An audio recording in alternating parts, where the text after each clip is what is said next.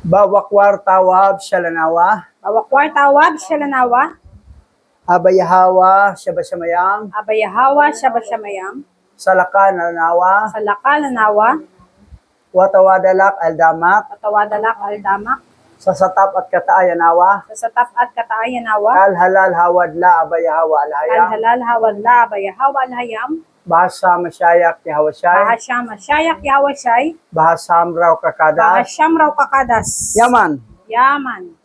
Okay. Nandito tayo sa chapter 11 ng the first book of Maccabi. 1 verses 1 to 74. Okay, diretso tayo. Basa. Ang unang aklat ni Makabeo, Kabanata 11, verse 1 to 74. Si Haring Ptolomeo, ika-6 na hari ng Ehipto, ay nagtipo ng isang malaking hukbo na marami pa kaysa buhangin sa baybay dagat. Nagtatag din siya ng isang malaking hukbong dagat. Tangka niyang agawin ang kaharian ni Alejandro sa pamamagitan ng pandaraya para idagdag sa kanyang sariling kaharian. Kaya't nagpunta siya sa Syria upang makipagkaibigan. Malugod naman siyang pinapasok at tinanggap ng mga mamamayan doon. Ito ang utos sa kanila ni Alejandro sapagkat si Ptolomeo ay biyanan niya. Habang patungo sa Hilaga, nag-iiwan si Ptolomeo ng isang pangkat ng kawal sa bawat lungsod na daanan. Oh, ito si Ptolomeo, biyanan ni Alejandro, ay taksil. Gusto niyang kunin ang kaharian ni sa manugang niya para dagdag sa kanyang kaharian, maliban na hari na siya sa Egypt. So, itong biyanan niya, taksil to eh. So, agawan ng kaharian. Okay, tuloy tayo. Pagdating niya sa Asdod, ipinakita sa kanya ng mga taga-roon ang tupok na templo ni Dagon at lahat ng wasak na bahagi ng lungsod at mga karatig na yon. Naghambalang sa lansangan ang mga bangkay. Ang mga sunog na bangkay ng mga nilipol ni Jonathan nang nagdaang paglalaban ay nakabunton sa dinaraanan ni Ptolomeo. Isinalaysay sa kanya ng mga tao ang ginawa ni Jonathan. Sa pag-asang iyon ay pananagutin ng hari. Ngunit hindi man lang umimik si Ptolomeo. Sinalubong pa siya ni Jonathan sa Joppa ng isang maringal na seremonya. Nagbatian sila at doon nagpalipas ng gabi. Sinamahan pa siya ni Jonathan hanggang sa ilog Leotero bago ito nagbalik sa Jerusalem. Okay. Si Ptolomeo, hari ng Egypt, gusto pa na angkinin niya yung sa Syria na bansa na ang hari doon ay kanyang manugang. At gusto pa niyang kunin ang anak niya na si Cleopatra, ibigay naman sa kalaban ni Alejandro. Itong mga hari, minsan may mga ganong tao talaga na hindi marunong tumingin ng utang na loob eh. Nagsamantala, sarili lang iniisip. Ganon din sa bansa natin, hindi marunong tumingin ng utang na loob. Sarili lang iniisip. May mga ganun palang ugali. Yung hari noon, pati ngayon. Grabe yung mga ugali. Hindi mo maasahan na gaganti siya ng utang na loob sa'yo. Bagkos, kasamaan pa ngayang gagawin. Ito si Ptolomeo, ay napakasamang hari ito. Okay, tuloy tayo. Sa ganitong paraan, nakuha ni Ptolomeo ang mga lungsod sa baybayin hanggang Hilaga sa Seleucia sa tabing dagat. Ito'y isang hakbang sa ikatatagumpay ng kanyang balak laban kay Alejandro. Mula roon, nagpasabi si Haring Ptolomeo kay Haring Demetrio, gumawa tayo ng isang kasunduan. Ang anak ko ngayon, asawa ni Alejandro ay babawiin ko at sa iyo ipapakasal. Ikaw ang pamamahalain ko sa kaharian ng iyong ama. Nagsisisi ako sa pagbibigay ko sa kanya kay Alejandro na nagtangkang pumatay sa akin. Sinungaling eh. Hindi naman nagtangkang pumatay si Alejandro sa kanyang biyanan. Pangatwiran lang yan ni Haring Ptolomeo kay Demetrio. Kasi gusto niya na si Demetrio ang maging husband sa kanyang anak na si Cleopatra. Ngayon, para ang kaharian ni Alejandro mapunta kay Ptolomeo at magsanib na sila kay Demetrio. Napakasama talaga ang mga tao talaga noon. Pati ngayon, ganun din eh. Tuloy tayo.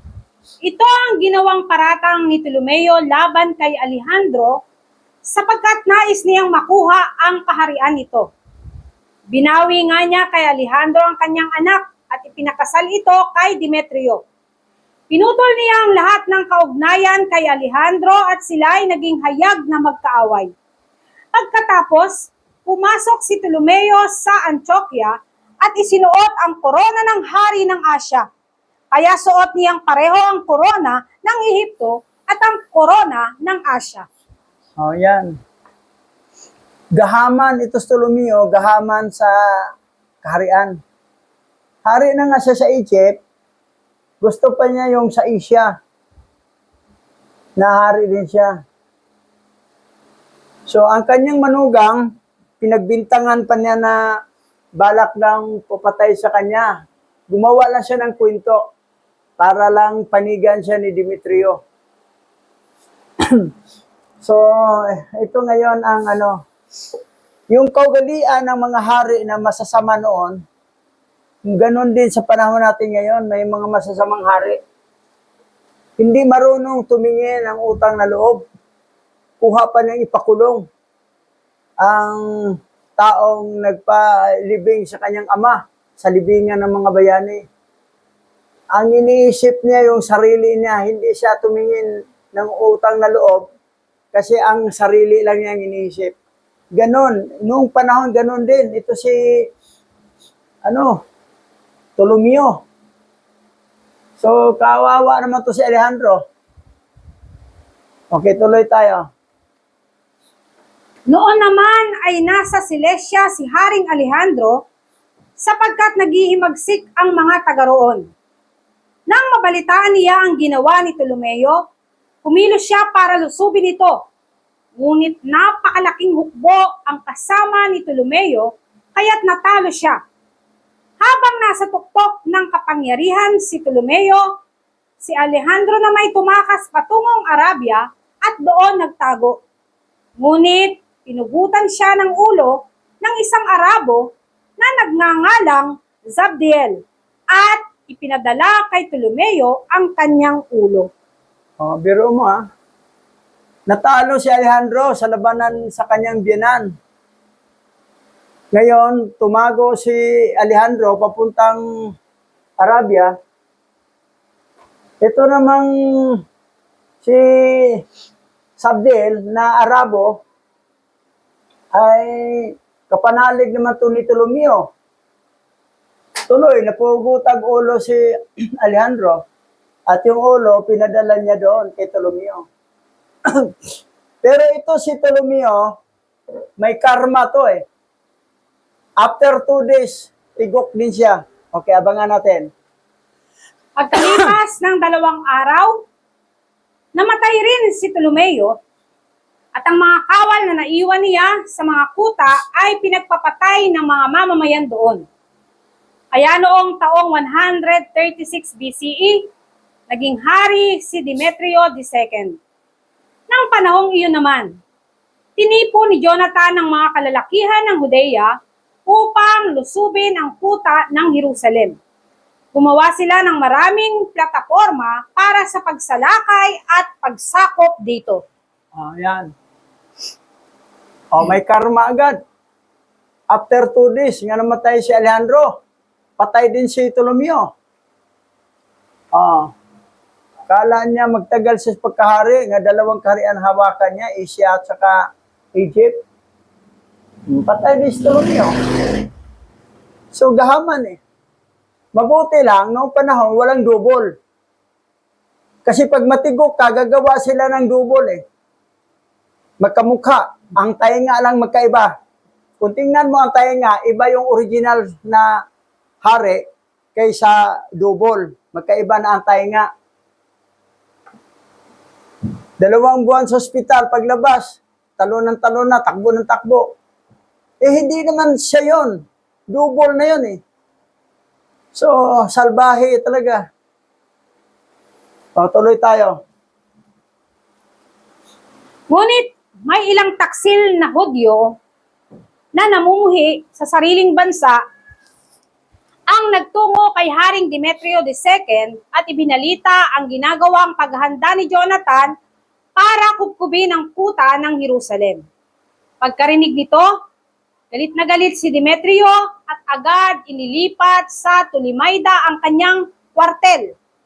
Nagpadala siya ng sulat kay Jonathan na naguutos na alisin ito ang mga kagamitan sa pagsalakay at makipagtagpo agad sa kanya sa Tolemaida.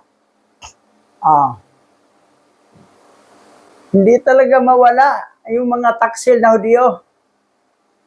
Noong panahon, pati ngayon, may mga taksil talaga. Mga double kara, tuloy na palayas, asawa ni Idiboy, nasa bangkita na nakatira. Kasi mga taksil. Yan ang napala sa mga Hudyong taksil. So, grabe. Ngayon, ito si Demetrio, galit na galit kasi naghanda si Jonathan ng malaking hukbo. Pero ang gawin ni Demetrio, makipagkaibigan. Makipagkaibigan ang ginawa ni Demetrio. Okay, tuloy tayo. Pagkabasa sa utos, lalo pang ipinagpatuloy ni Jonathan ang paghahanda sa pagkubkob. Saka pumili ng mga pinuno at saserdoteng Hudyo upang sumama sa kanya kahit nanganganib. Siya'y nagpunta sa hari na nasa Tolemaida. Nagdala siya ng mga balabal, pilak at ginto, at iba pang mga handog.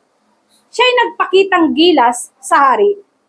Bagaman siniraan ng ilang taksil na Hudyo si Jonathan, siya'y tinanggap pa rin ng hari na gaya ng mga nauna sa kanya. Pinarangalan siya sa harapan ng lahat ng tagapayo. Yan.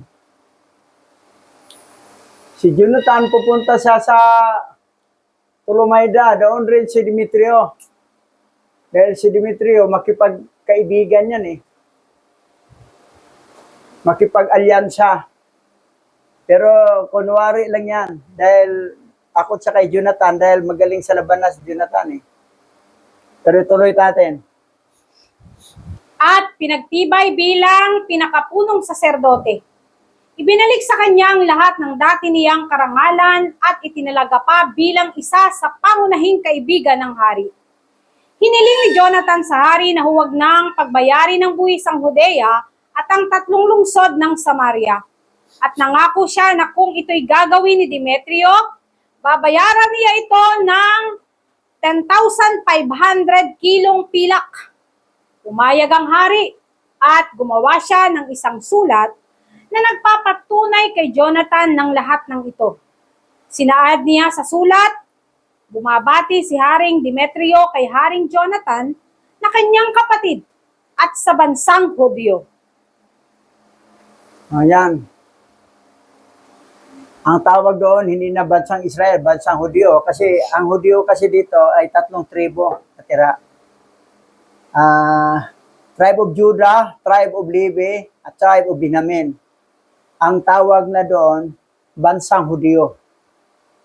Hudyo, Judah, Levi, at Benjamin. Kasi pag bansang Israel, yung 12 tribe, pang 13 doon. Yung inalis si Joseph in behalf of Joseph sa kanyang dalawang anak si Ephraim, Manasseh. That's why naging 13 tribe lahat. Ngayon, ano yon, bansang Israel. Pero pag bansang Hudyo, 3 tribo lang. At itong 3 tribo na ito na tinawag na Nation of Hudyo, sila yung nagpapatay kay Masiah, kay Hawashai. Sila yung nasumpa. Na hanggang ngayon, ang mga lahi nila ay hanggang doon lang sila sa King James 1611. Wala silang original scripture. Doon sila sumasandal sa Bible na product ng bakla na si Haring King Santiago na bayot na bakla. Nasumpa nga sila. Ngayon, ito ngayon nangyayari kay Jonathan, nagkipagsanib na lang siya kay Demetrio. Wala na, patay na si Alejandro. Patay na rin si Ptolomeo. At si Demetrio, asawa na niya si Cleopatra, pero yung bena niya, tigok na rin. Okay, tuloy tayo. Para sa inyong kalaman, inilakip ko ang isang sipi ng sulat ko sa kagalang-galang na Lastines tungkol sa inyo. Bumabati si Haring Demetrio sa kanyang ama. Kagalang-galang na Lastines, ipinasya kong bigyan ang bansang Hudyo ng ilang karapatan sapagkat sila ay matapat na kapanalig at tumutupad sa kasunduan. Pinapagtibay ko ang kanilang karapatan sa lupain ng Judea at sa mga lungsod ng Ephraim, Lida at Arimatea na idaragdag na ngayon sa Judea mula sa Samaria, kasama ang lahat ng lupain nila. Dahil dito, makikinabang ang sino mang nagpupunta sa Jerusalem para maghandog dahil ang taunang buwis sa mga ani mula sa mga lupain nito ay hindi na ibibigay sa hari, kundi sa templo. O yan, wala nang buhis.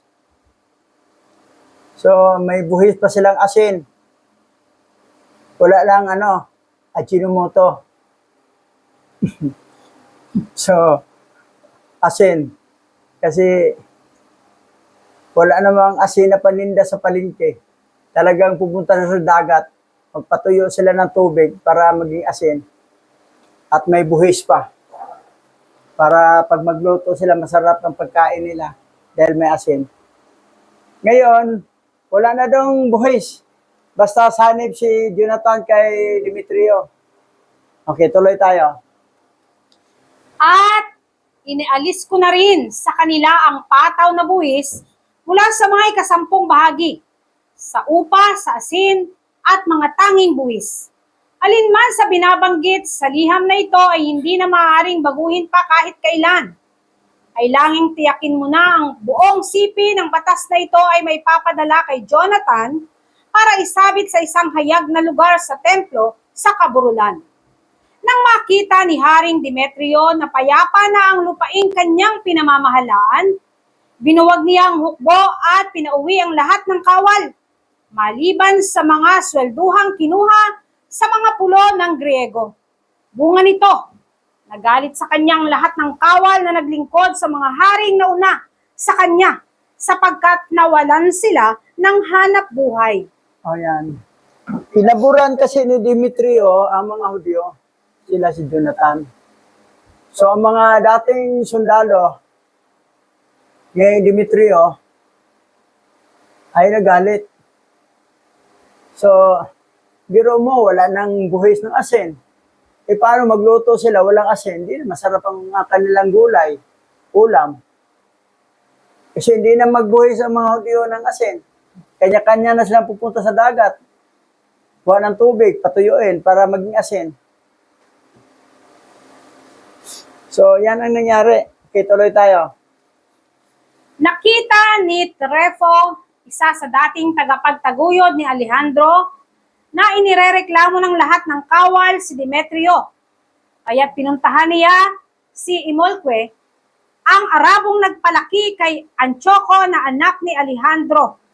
Matagal na namalagi roon si Trefo at inuudyukan si Imolque na ibigay sa kanya ang bata upang gawing hari, kapalit ng ama nito.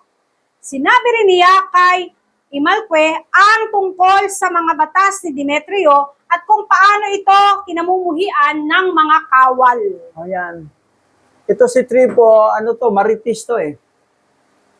Sinumbong niya doon sa isang Arabo na nagpapalaki kay, yung anak ni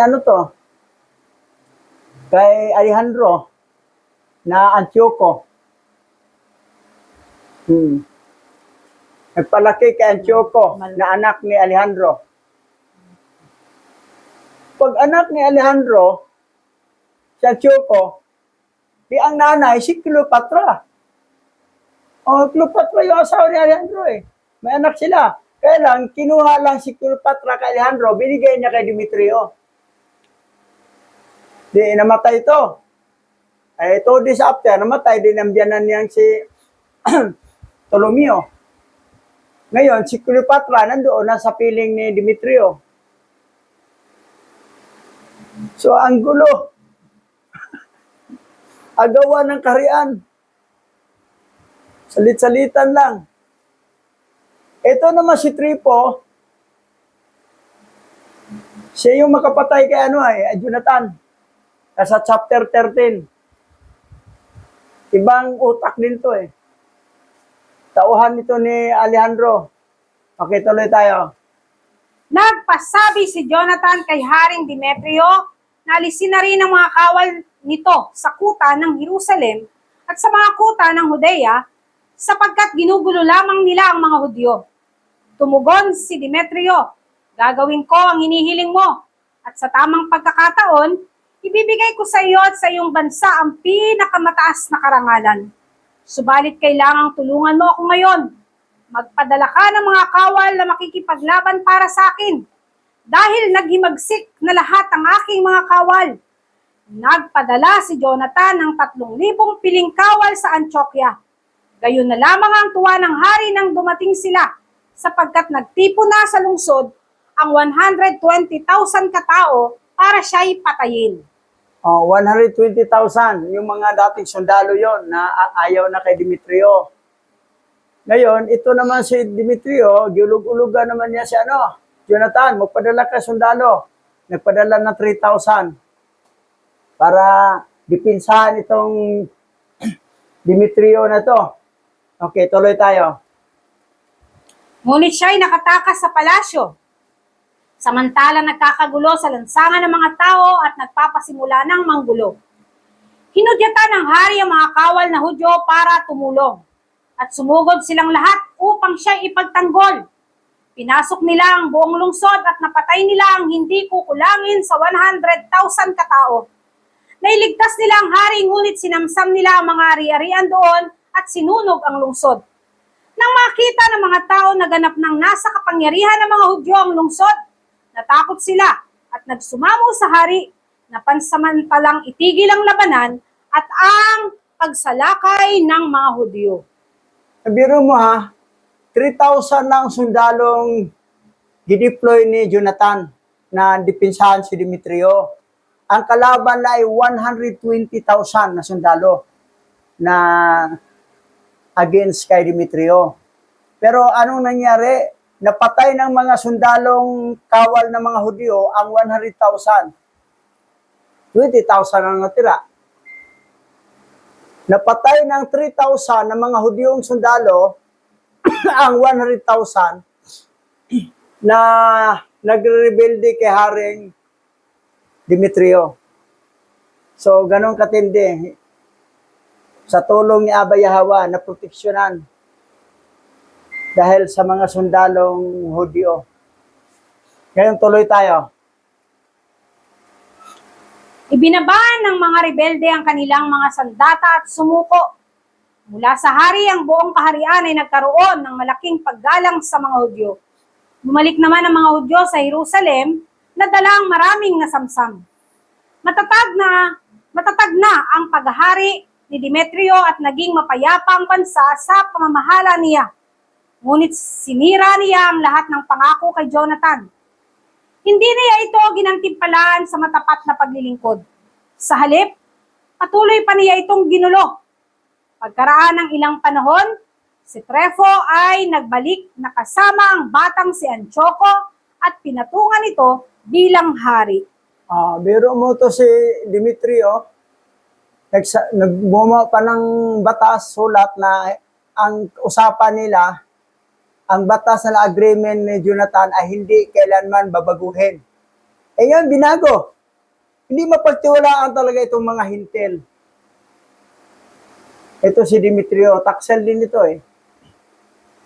Samantala kung wala yung sundalo nga gideploy ni Jonathan na 3,000, patay na sana yan si Demetrio.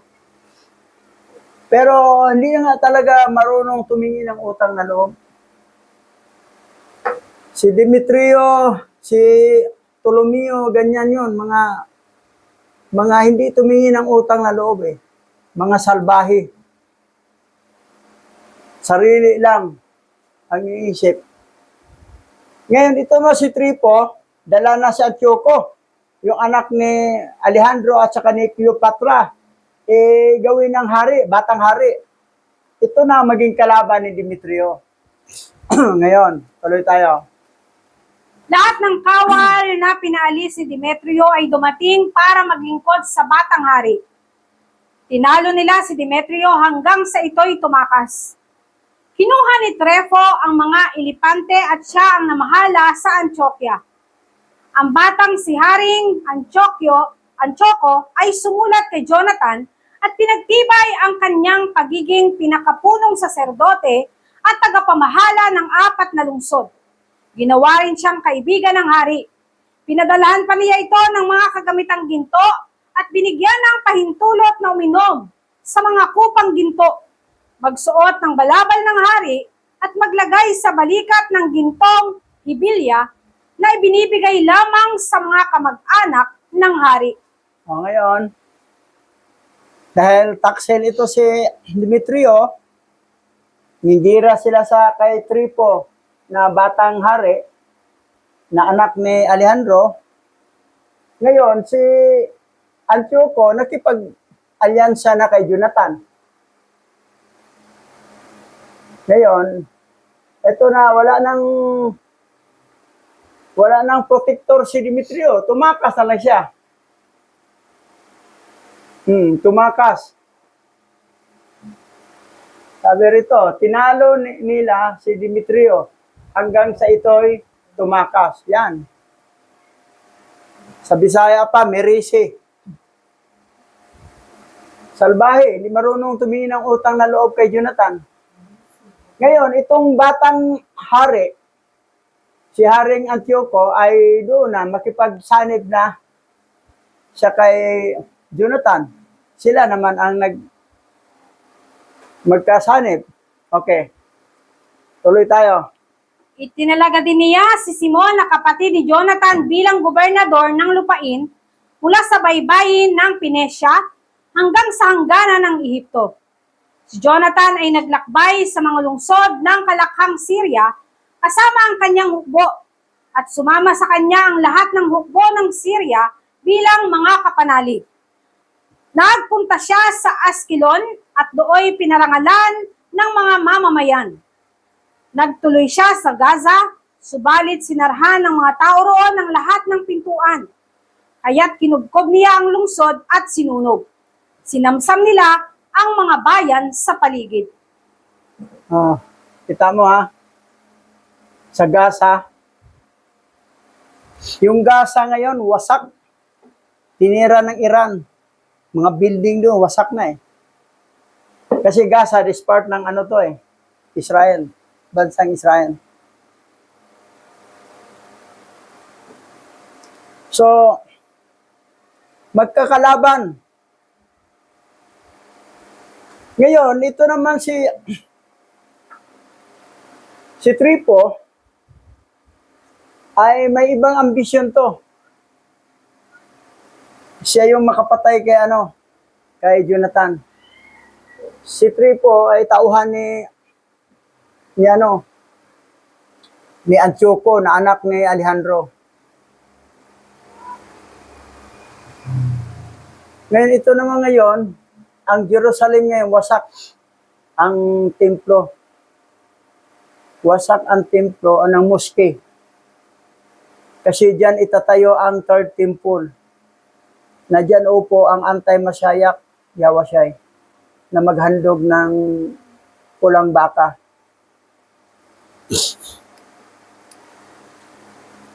Ang Iran ay Islamic sila na Shia. Ang Saudi Arabia, pati dito sa Pilipinas, ang mga Islam doon ay Sunni. Ang Sunni Islam ay nagkampihan sila sa Christian sa Israel. Dahil ang Sunni, pati ang Islam dito sa Pilipinas, Sunni yan sila na naniwala sila na si Jesus Christ ay propeta, Muhammad. Parang kapanalig sila sa teaching ng mga Christian. Pero ang Shia, kaparehong teaching yan sa mga Hebrew-Israelite. Totoong Hebrew-Israelite. Hindi yung Hebrew-Israelite nga nakatira sa Israel. Sila Netanyahu, mga Edomites yan. Sila yung kapanalig sa Saudi Arabia, Amerika. Sila. Tanggap nila ang God. So, yan ang Sunni. That's why ang Sunni at saka Shia magkakalaban. Pero pareha sila Muslim, pareha sila Islamic, mga Islam religion. Ang Iran ay Shia.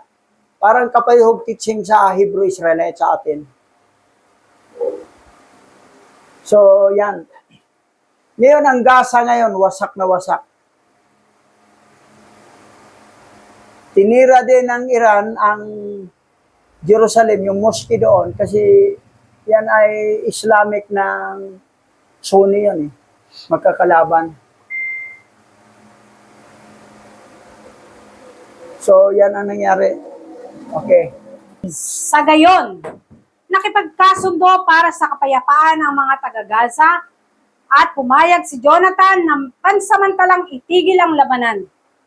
Kinuha niya ang mga anak ng mga pinuno roon at ipinadala sa Jerusalem bilang mga bihag. Pagkatapos, nagpatuloy siya sa paglilibot hanggang Damasco. Nalaman ni Jonathan ng mga pinuno ni Demetrio kasama ang isang malaking hukbo ay nagtungo sa Cades sa Galilea upang hadlangan siya sa kanyang balak. Kaya iniwan niya sa Judea ang kanyang kapatid na si Simon at humandang makipagdigmas sa kanila. O yan. So, kaya iniwan niya ang Judea, ang kanyang kapatid na si Simon, at humandang makipagdigma sa kanila. So, ito yung nangyayari na digmaan between Jonathan at dating kapanalig niya si Demetrio. Ngayon si Jonathan ay doon na siya kay Antioco, na anak ni Alejandro at ni Cleopatra. Siya ang batang hari at doon nagsanib. So biro mo noon pa man digmaan ng digmaan. Hindi mawala yung patayan Ngayon naman ganun din, digmaan ng digmaan.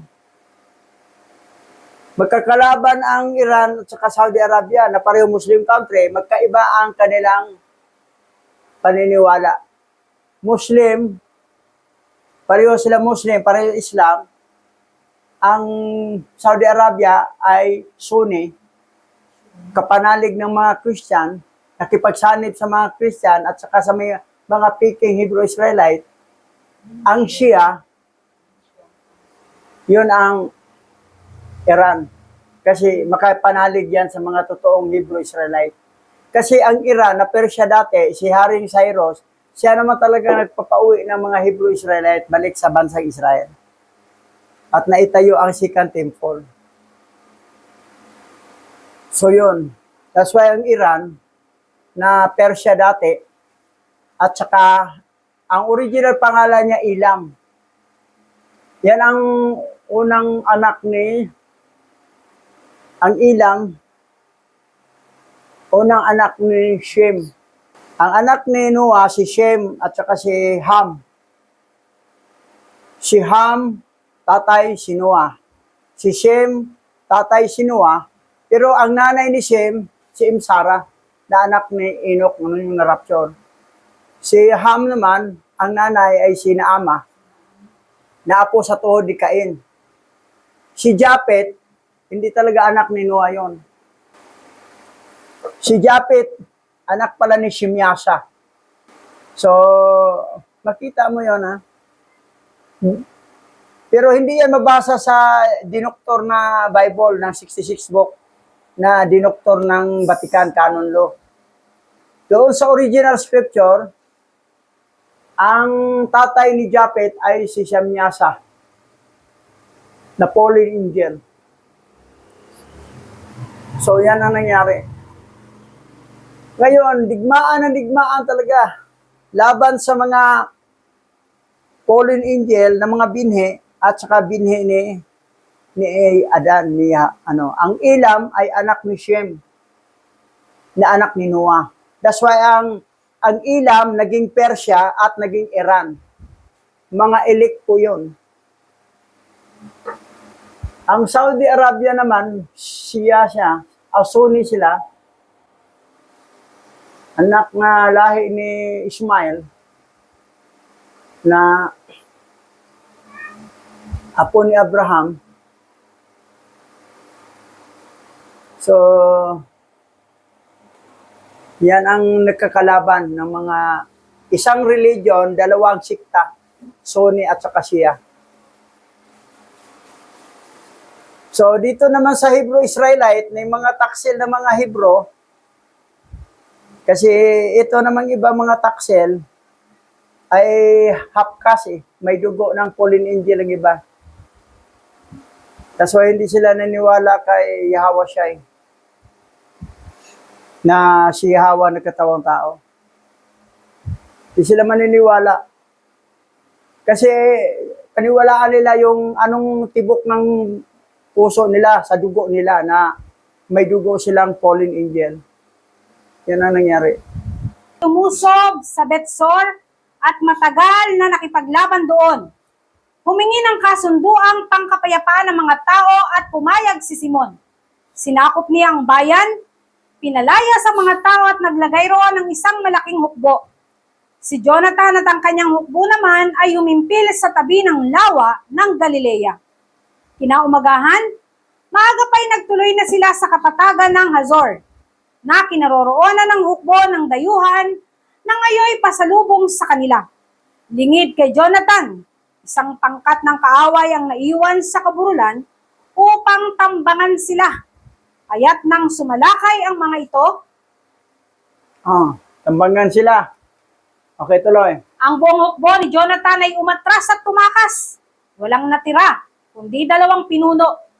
Si Matatyas na anak ni Absalom at si Judas na anak ni Calphe. Napahiya si Jonathan, kaya sinira niya ang kanyang kasuotan. Naglagay ng abo sa ulo at nanalangin. Pagkatapos, nagbalik siya sa labanan.